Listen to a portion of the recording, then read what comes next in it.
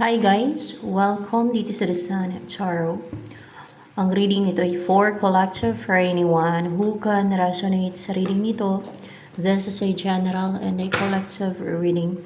Your energy at this time.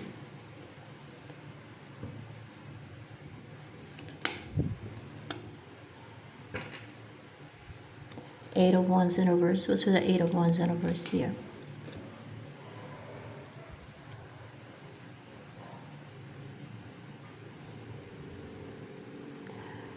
You are stable, secured. Hindi ka mabilis na kumilos o mag-decide o matake o gumawa ng move or decision or mag-message. Ganon. Parang padahan-dahan. You're patient. Na klase ng person. You are patient. Hindi ka yung agad-agad magte-take ng action. Ganon. Hindi ka yung nagmamadali. Nakita nito sa picture na to. Kasi in reverse, hindi ka nagmamadali. Parang ano yun, calculated yung move mo. Parang ganon, calculated. Hindi naman. Basta hindi ka nagmamadali. You're patient. Patient. Mahaba yung pasensya mo. You are patient. Yan. And grounded, stable, reliable, hardworking. Ano pang about sa'yo?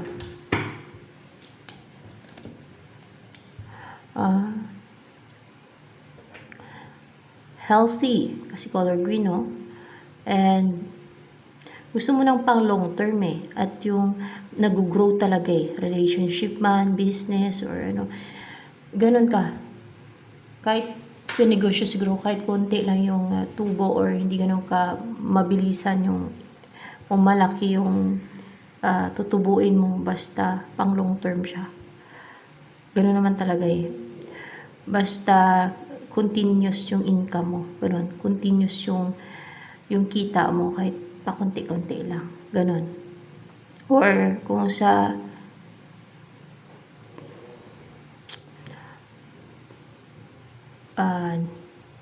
business ay ang gusto mo pang long term. Mga ganon.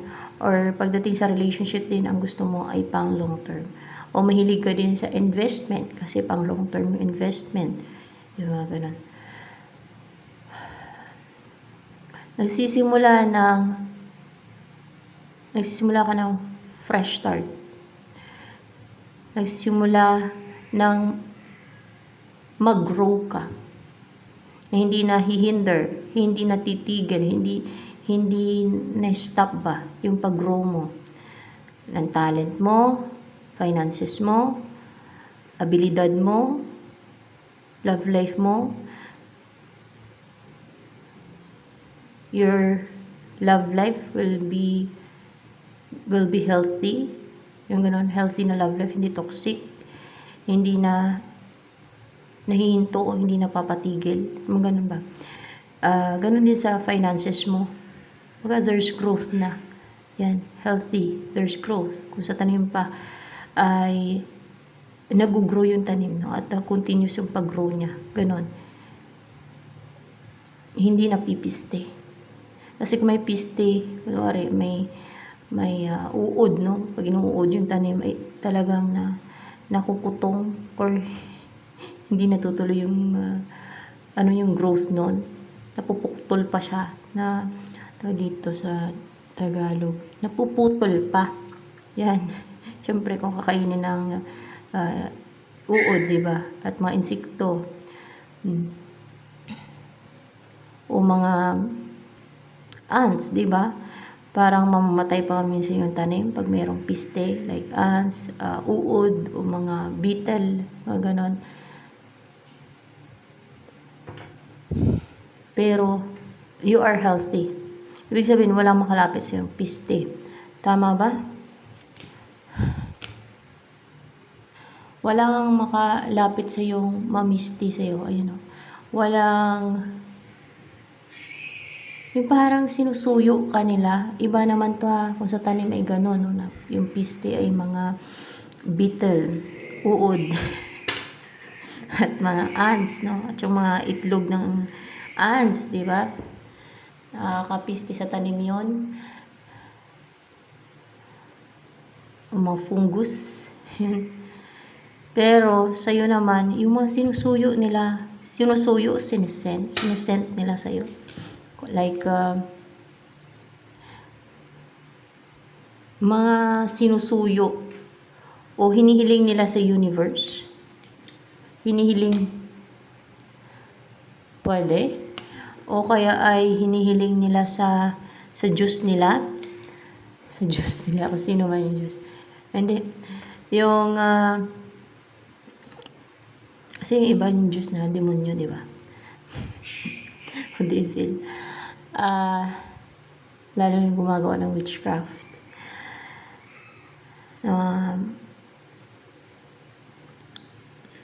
Vatican na ay devil na yung kanilang Diyos.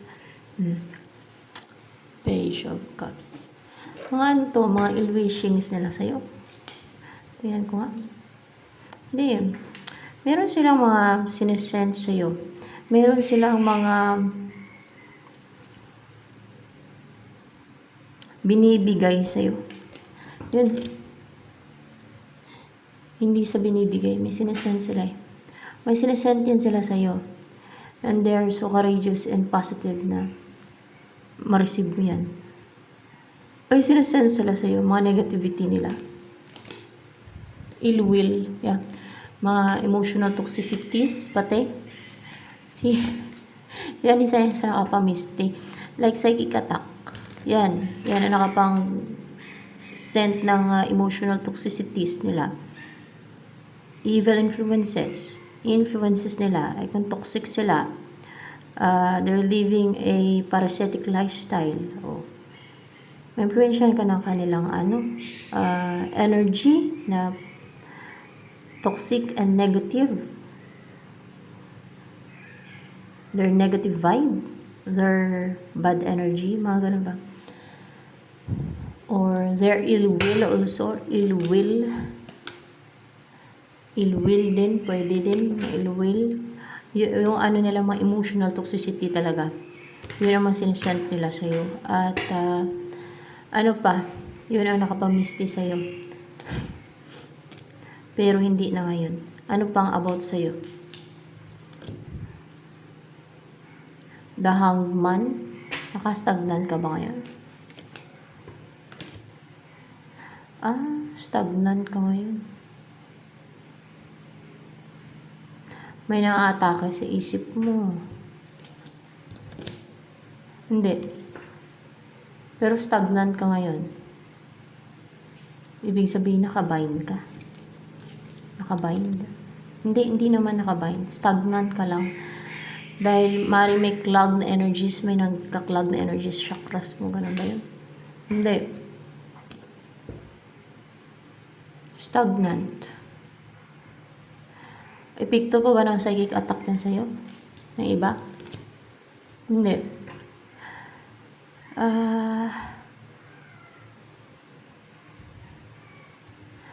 Hindi ina-atake yung isip mo, ano to? May nang-oppress sa'yo. Oppress. Yeah, may nang-oppress sa'yo. Parang evil forces. Na-oppress ka. May nang-oppress sa'yo na evil forces.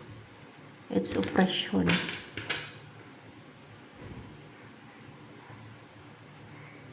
Madami naka-experience yan. Yung parang sinususulan ng isip. Yung parang naka-experience sa anxiety. Ganun. Ano pa? Ang tungkol sa'yo? Queen of Wheels.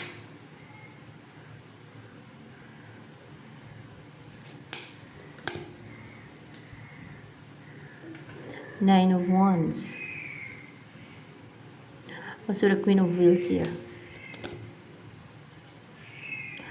Yung ex mo gusto kanyang protektahan para maging ganito yung buhay mo.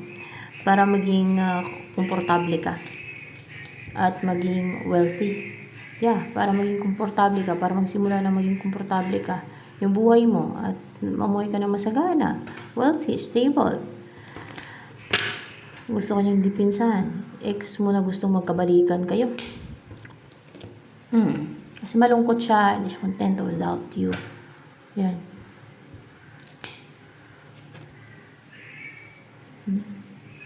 Parang mahilig siya mag-isolate or in-isolate yung sarili niya or naging aloof siya, malungkutin, ayaw niya makipaghalubilo sa iba dahil sa, at parang nagbumukmuk lang siya, hindi siya kontento sa buhay niya, matamlay, na hindi masaya sa buhay niya kasi wala ka nga. Ano ini-embody mo energy right now? Oppression.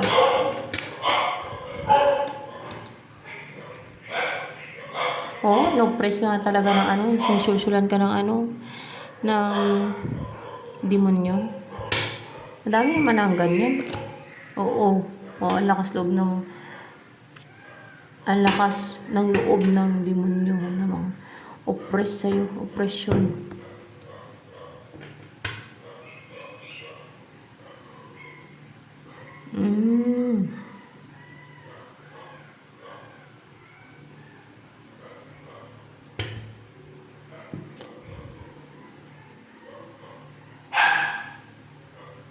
Parang mahina ka ngayon. Parang ganun.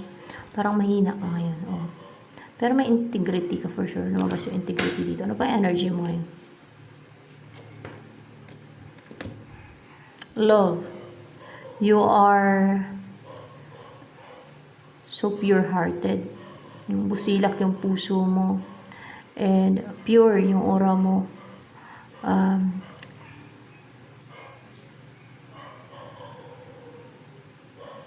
Natatanggal yung mga parang na-wash out, naki-clear yung mga negativity. Negativity yan. Negativity. Hindi. Mga black energies kasi puti yan eh.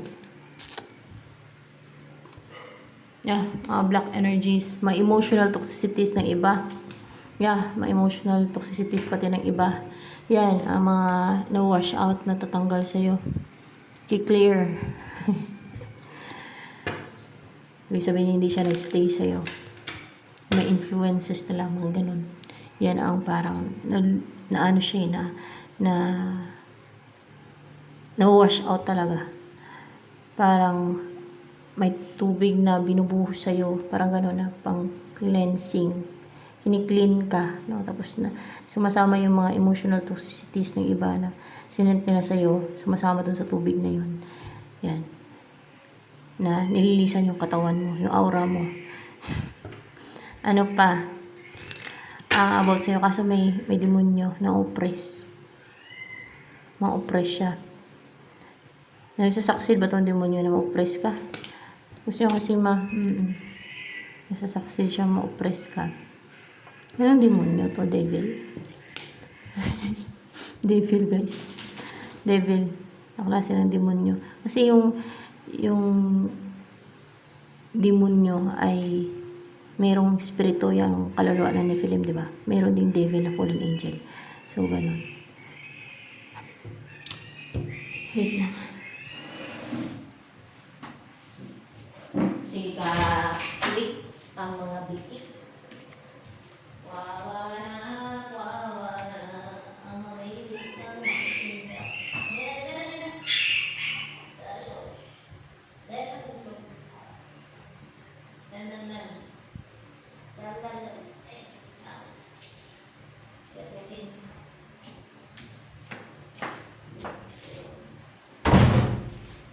Dito kayo. Nag-irwit ang dito.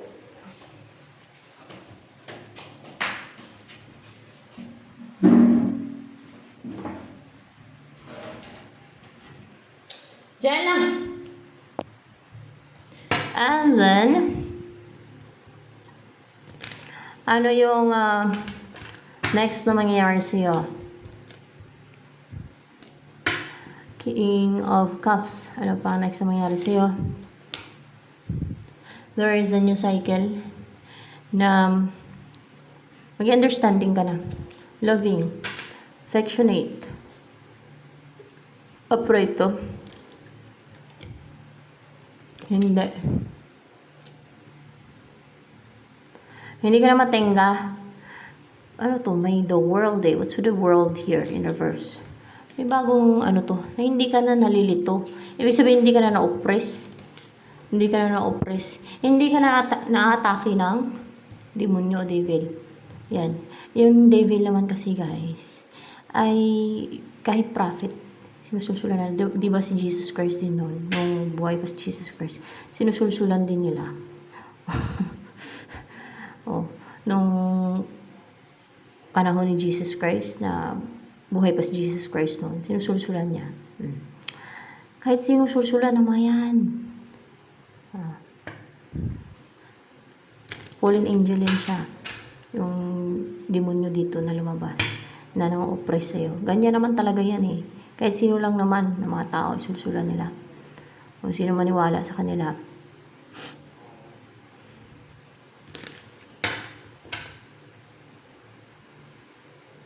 And hindi ka na mamanipula. Hindi ka na madidistract nitong nanulsol na demonyo o devil. Hindi ka na niya ma-oppress pa. Ayan. At hindi ka na niya mapatingga. Yung parang mas pinipilit mo na lang na walang gagawin. Kung saan ka komportable at peace ka, na payapa yung isip mo, healed ka, doon ka na lang, na makontento ka na lang ng ganun. So, hindi ka na ganun. Kumbaga, ano yan, magtitake ka na ng risk din. Maging ganun ka na. Magtitake ka na ng risk. Siyempre, kung may mga goals ka sa buhay mo, alangan naman, hindi mo i-pursue. Kaya nang oppress yan para hindi mo i-pursue yung goal mo, para hindi ka mangarap. Para wala ka marating. Para malungkot ka sa buhay.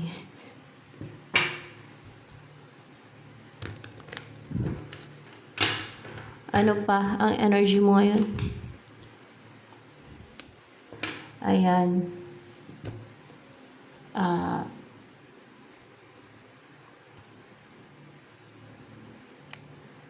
Merong loving energy kasi heart eh. Na bubuhos ng liwanag sa'yo. Parang yan ang nagpuprotekta sa'yo. Na parang yan ang nagsishield sa'yo. Na maybe yan din ang naghihili sa'yo. Lalo kung sensitive ka.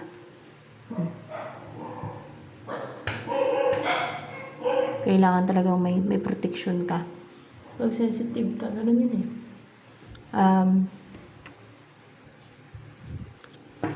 Ano pa ang about sa'yo?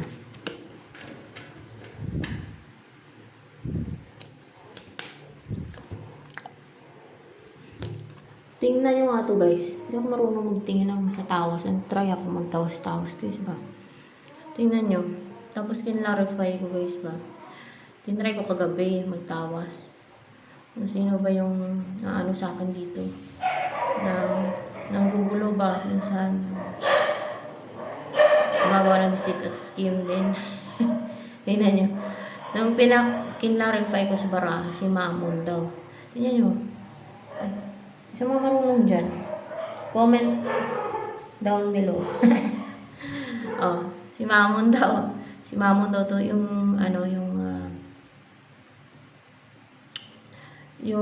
si Kaishin kung sa Chinese pa.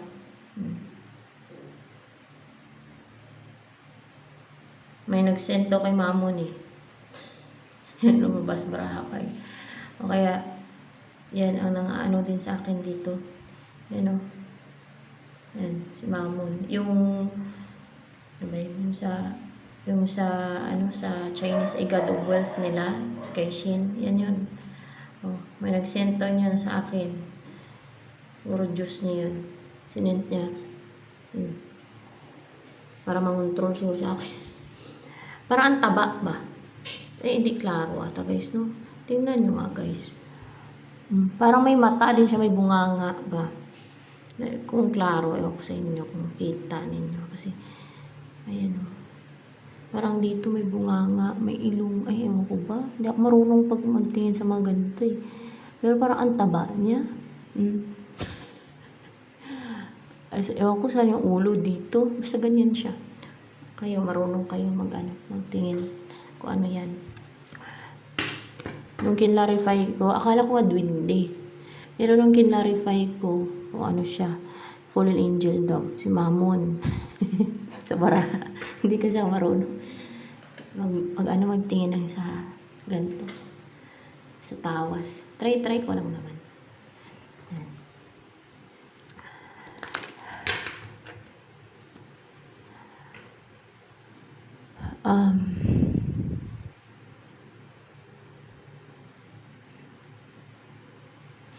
Ano pa?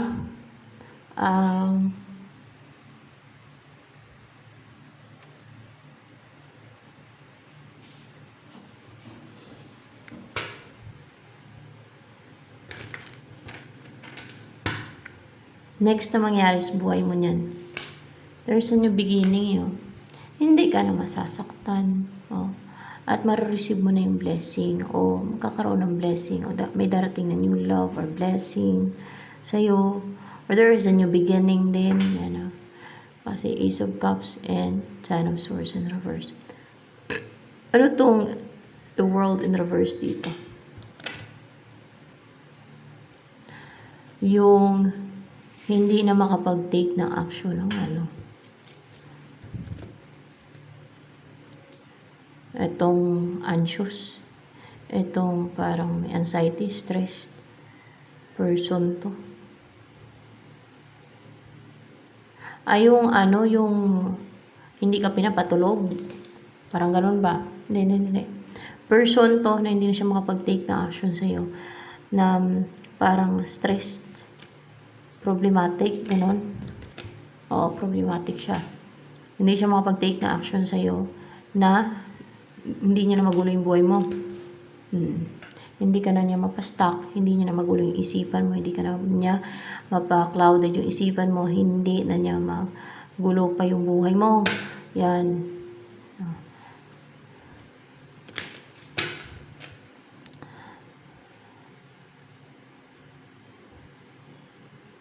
Try ko ulit mamaya. It's so interesting. Yung tawas-tawas guys, kasi hindi ako marunong magtingin eh. ano kaya ito, sabi ko. Parang ang taba ba?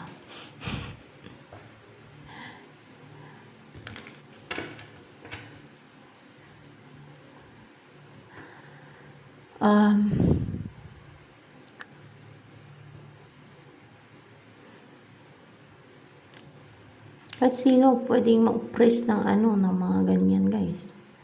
Yung parang sulsulan kanila. Kahit mga prophet ngayon, pwedeng sulsulan ng mga yan. Kasi devil yan. Devil. Alam mo yung devil, di ba? Mga prince na kasi ng hell yan sila. So ano pa? Jesus Christ kan sinusulan pa kasi hindi lang napasulsul si Jesus Christ, di ba?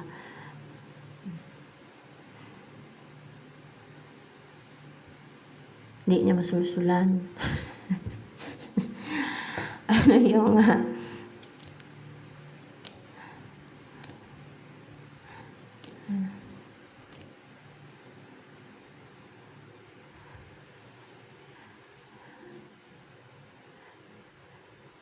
kailangan siguro yung matured ka talaga para hindi ka masulsulan.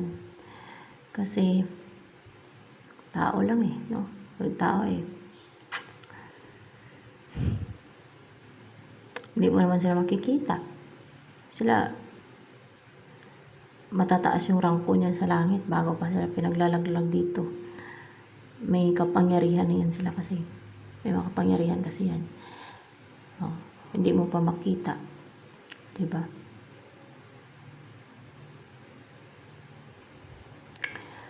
And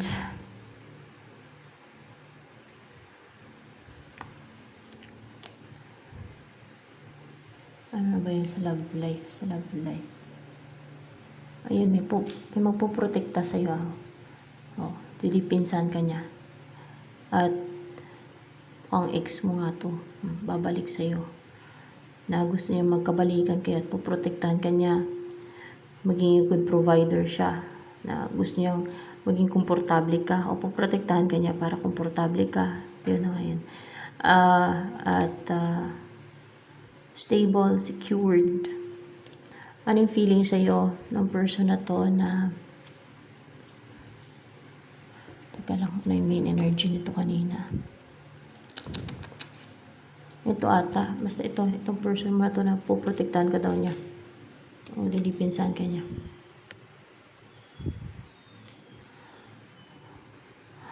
Hangad niya maprotektahan ka. Na magtagumpay siya na maprotektahan ka. Na hindi magtagumpay ang enemy. Na mapa-unstable ka or maging uncomfortable ka or maging unsecured.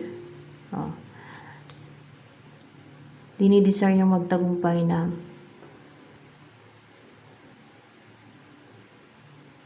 maprotektahan ka talaga. Ganun. Na maprotektahan ka talaga, guys. Ayan o. Kunwari, siya to, ikaw to. Ayan o. Poprotektahan ka niya at ingatan.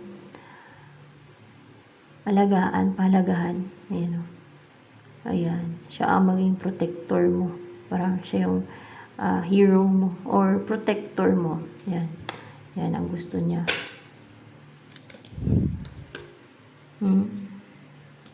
Magtagumpay talaga siya na you will be together, na magsama kayong dalawa. Gagawin niyang lahat para lang mangyari to, na magsama kayong dalawa kasi puprotektahan ka daw talaga niya. Na may bubuuin kayo together, of course, a family. At mamahalin ka niya.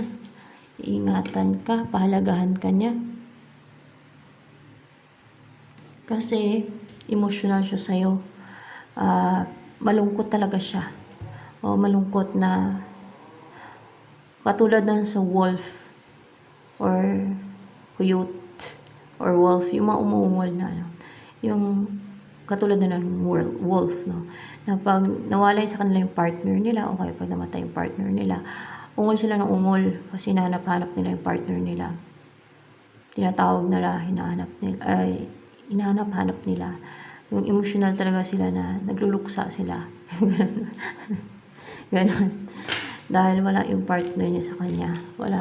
Dahil wala yung partner niya dahil hindi niya kasama. Ganon. What's the King of Swords here?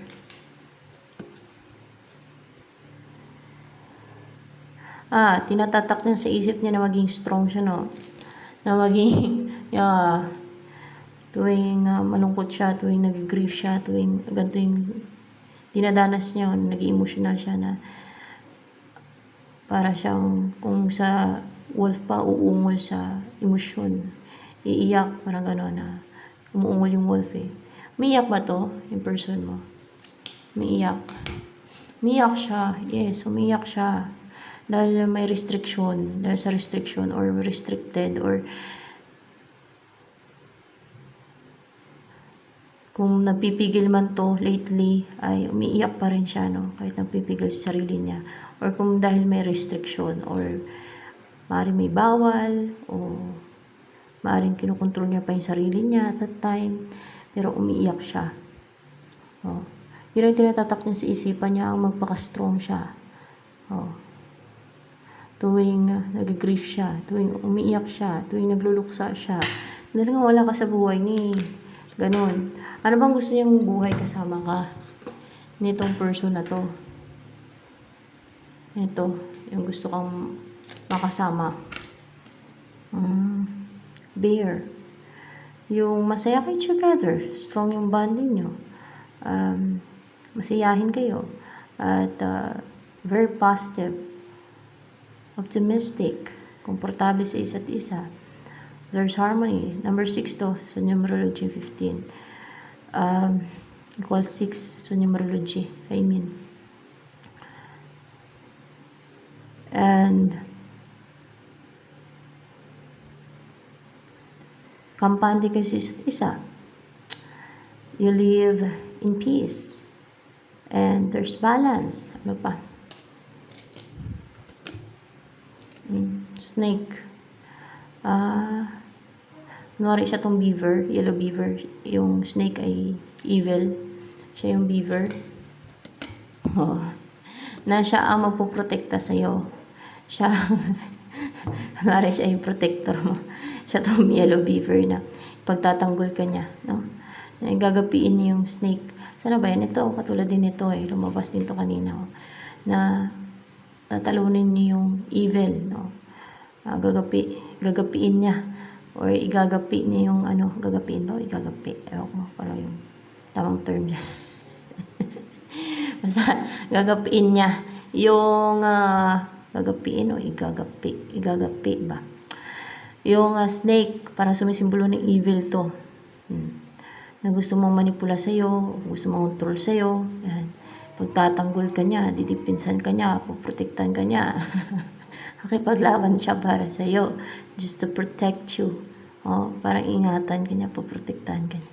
Yan. So, anong gusto sabihin sa'yo ng person mo na yan? Ang gusto niya ay, ito clarification na naman. Ano bang gusto sabihin sa'yo ng person mo na yan? Ano gusto niya sabihin sa'yo? 5 wands in reverse. Gusto niya magkabati kayo? Hindi. Gusto niyang mawala na yung humaharang. Humaharang siguro to. Yeah. Mga spiritual na humaharang. Mga spirits or mga gawa ng iba na spiritual to pag mga gato at priestess. Yan. O, na ma-destroy na sila. Para hindi na sila makapanghadlang. Hindi na sila makapangharang. Ewan ko ba sa mga ganyang tao, bakit sige sila pangharang na pangharang? May mga saltik. Nasiraan natin ang ulo. Bakit sila pangharang ng pangharang sa love life ng iba? Kasi evil, inggit, at ganid, pagkaganid ang pinapairal nila. Yan. Ano pa? May chalaling. Yung mga kasi kung matino ka, buhay mo, intindihin mo eh. Obligasyon mo sa buhay mo. Hindi yung buhay ng ibang tao na gusto mong kontrolin, di ba? Oh. Pare-pareho lang tao, bakit gustong kontrolin yung iba? Gawa ng ganito. Oh. Dahil ayaw maging masayang iba. Oh. Ayaw na mamuhay ng payapa at masayang iba. 9 of Cups. Ano to 9 of Cups dito? King of Wands in reverse. Yun ang gustong-gusto ng person na hindi magtagumpay itong si King of Wands. King of Wands, siguro yung energy niyan. Yeah, King of Wands in reverse na yan. Full of insecurities. Yan siguro yung gumagawa ng spiritual. Yan. Ano ang nagustuhan sa'yo ng person mo na yan? Dahil kind-hearted ka. Maganda kind-hearted and courageous na sabihin mo yung feelings mo, emotion mo. Busilak may puso mo kanina. Nandito lumabas ha. Ano pa nagustuhan sa'yo ng person mo? Oo. Shush. Ay, shush.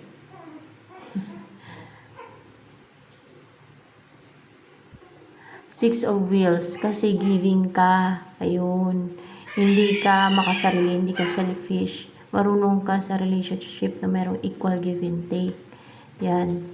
So, ganun talaga dapat, no, sa relationship, may equal give and take, huwag maging selfish, no. So, yan. So, ito na lamang for collective reading. By the way, madami mga nagkakagusto sa'yo. Madami. And they're aggressive and parang naging impulsive na i-pursue ka talaga. You're so driven.